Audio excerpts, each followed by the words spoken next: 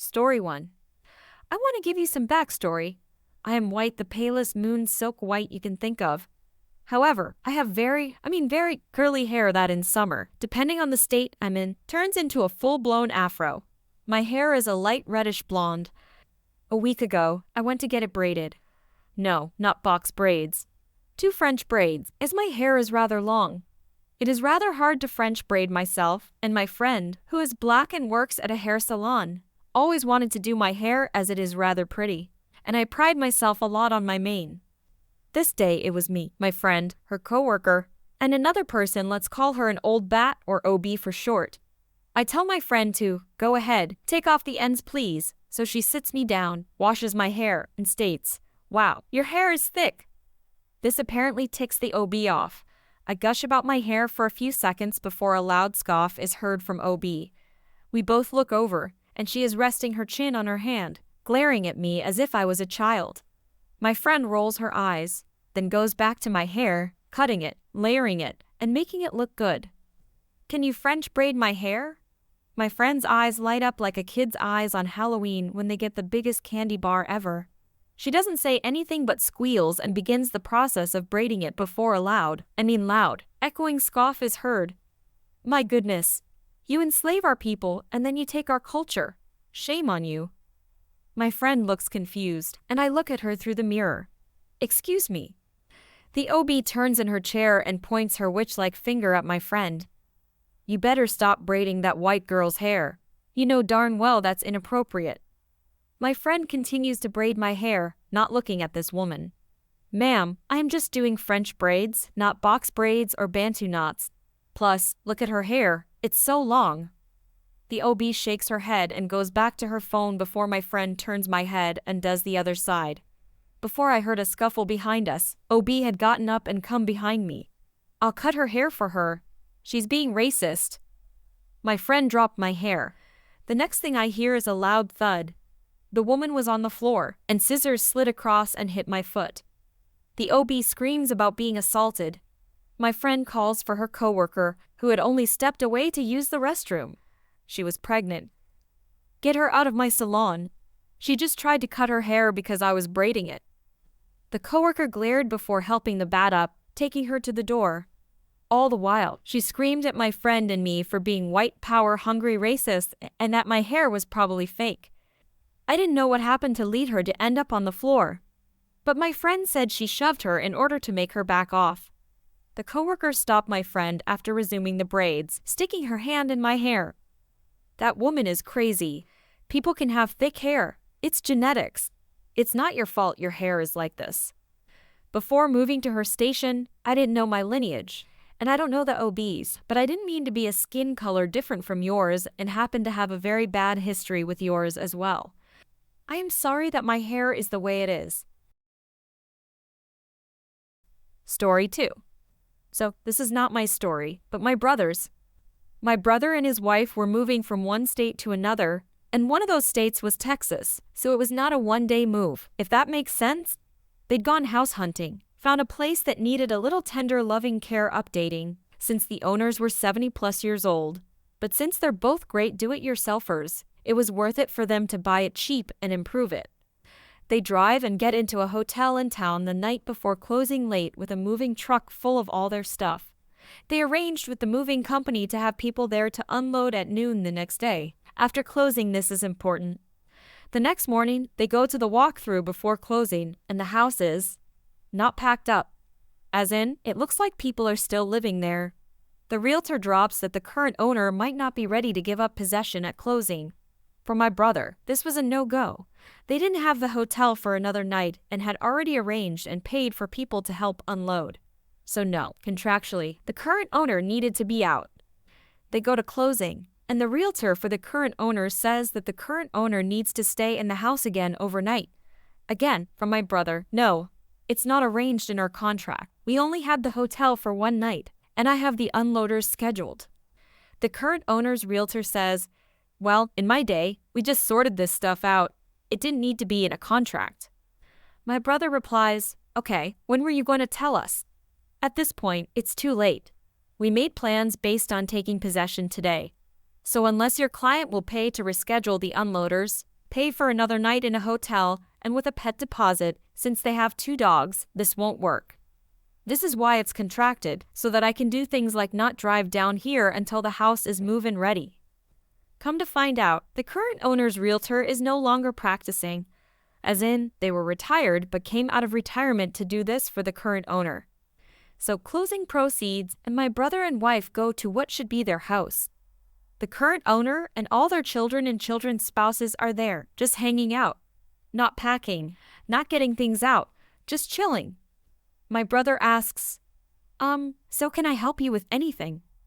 The crew responds, nah, we're good, and resumes chatting. This conversation repeats every 15 minutes for about an hour and a half, including my brother adding that he has people coming at noon to help him unload. At 11, they tell my brother that they're ordering a pizza and ask if he wants some. My brother replies, no, I do not want pizza. I'm celiac and can't eat pizza. However, I do need you to get your things out so I can move into my house. The pizza arrives, and they continue to offer him some. At 11:30, he finally loses his patience. My brother says, no, I don't want pizza. I need your moving truck out of the driveway in half an hour because I will be moving my moving truck into my driveway to unload my things into my house. They finally caught a clue. Cute chickens running with heads cut off for the next half hour, during which my sister-in-law brings the dogs in. The wife of the formerly current owner exclaims, you can't bring dogs in here, I'm allergic. My sister-in-law responds, yes, I can bring my dogs into my house, and you had no problem getting gluten-filled pizza all over my house when my husband told you that makes him very sick. The wife asks, well, what about the floors? My sister-in-law replies, yes, what about my floors? This is our house now. You need to leave. They finally got their stuff and left, but I figured this was a perfect example of very entitled people. Story 3. Hey everybody. It's been a few weeks since I posted my first crazy family story, so now's as good a time as any to share another one. Some backstory. My 2 brothers have always been naturally skinny and maintained an active lifestyle throughout most of their lives. I, 31 male, on the other hand, was born on the pudgier side and never really had an interest in sports other than swimming, but didn't get nor want at the time to work on that hobby.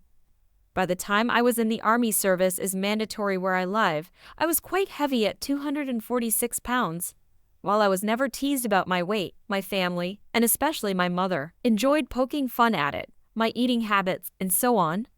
Mom would roll her eyes whenever someone commented that I had lost weight, since she was and still is quite large herself. I just ignored her or commented as such. Being stationed in a faraway base where combat units were also serving, most of the guys in my base were quite fit. I, on the other hand, wasn't assigned a combative role due to a medical condition. No, it didn't have anything to do with weight, but a very minor birth defect that I was rid of by the time I was 12. However, the Army is rigid like that, so they didn't want to take any chances to put me in harm's way. So, instead of putting me in a combative role, they decided to have me in the oh-so-safe field of heavy-duty machinery. Genius. Anyway, again, most of the men serving in my unit were very fit and very muscular. While I was never jealous of them nor teased for being overweight, one day I just took a good look in the mirror and thought, I can do better. And so I decided to start changing things. I'd watch very carefully what I ate, drank mostly water, joined the boys on their evening jogs, convinced my sergeant friend to get me access to their gym, and have him train me in Krav Maga a few times a week if he was able to. I kept on with what I was doing and was very strict about keeping at it until I'd reached my target weight. Soon enough, I had to pay a visit to the quartermasters and get a smaller-sized uniform. After a year and a half of regular exercise, weightlifting, and a healthy diet, I lost a lot of weight a few pounds shy of the target and built quite a lot of muscle mass. In all honesty, it was my sergeant friend who convinced me to visit officially. It was exclusive to the combat unit, but in reality, it was available for everyone on base their gym and encouraged me to lose weight. Man, am I glad I listened. While I was very proud of the progress I had made, my family, who had teased me about my large physique for most of my life, weren't as happy as I was but said nothing. The teasing had stopped, but there wasn't much beyond that other than a semi-compliment like, "Did you take this shirt from one of your brothers?"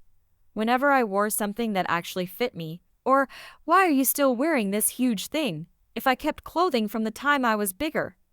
I still got comments during meals if I took an extra scoop, but whatever, I didn't care. I didn't lose weight to get compliments. Okay, maybe I did, but just a little bit.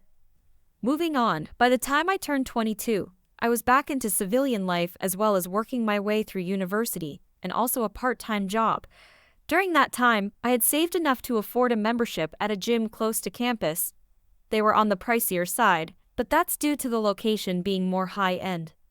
While I was being the healthiest and most physically fit I had ever been in my entire life, my older brother wasn't faring as well.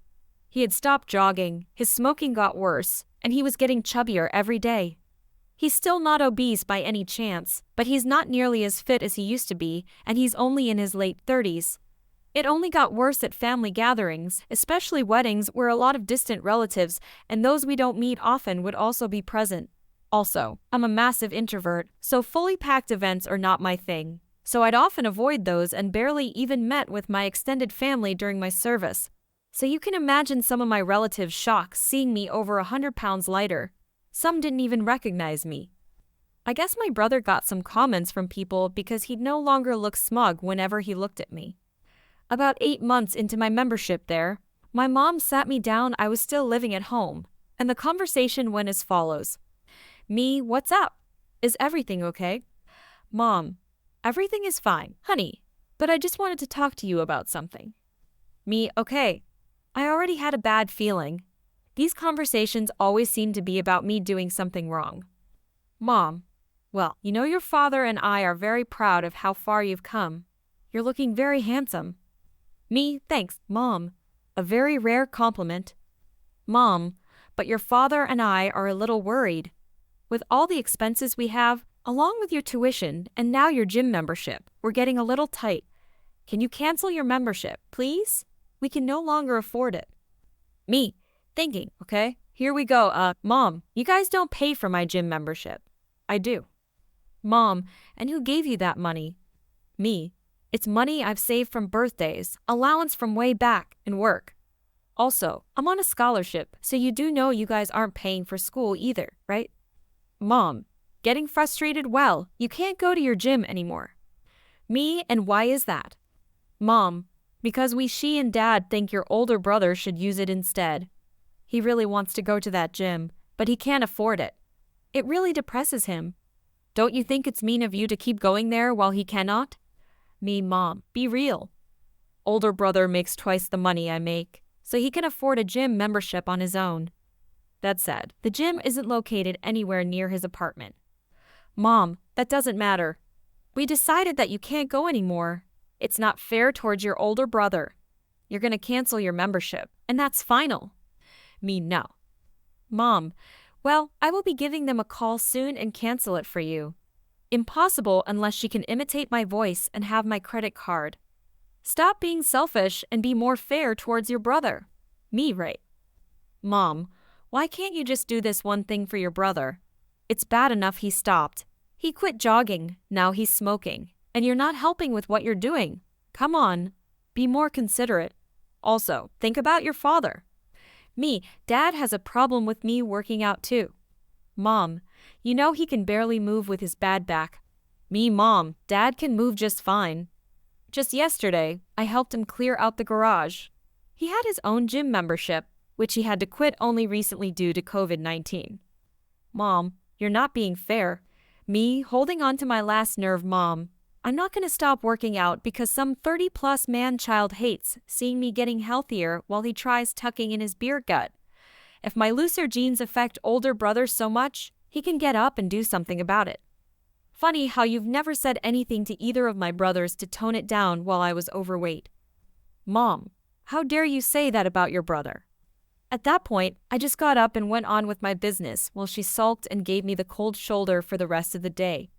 However, during mealtimes, she'd try to get me to eat a lot more or cook very fatty things, buy only sugar-packed drinks, bring up fast food places whenever we went eating out, and then get mad at me whenever I said that McDonald's is not a restaurant, Whatever she tried to do didn't work, and I soon began buying my type of soft drinks myself, or just drink more water if I drank anything that wasn't either sugar-free or diet.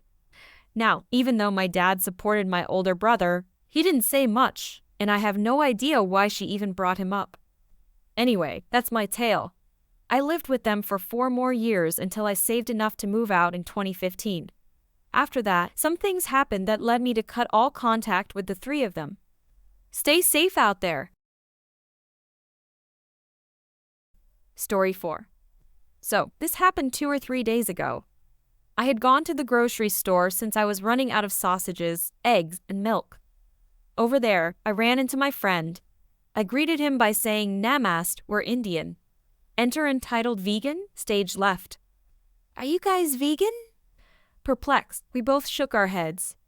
Then you can't say Namaste. That's a vegan term. My friend and I looked at each other and burst out laughing.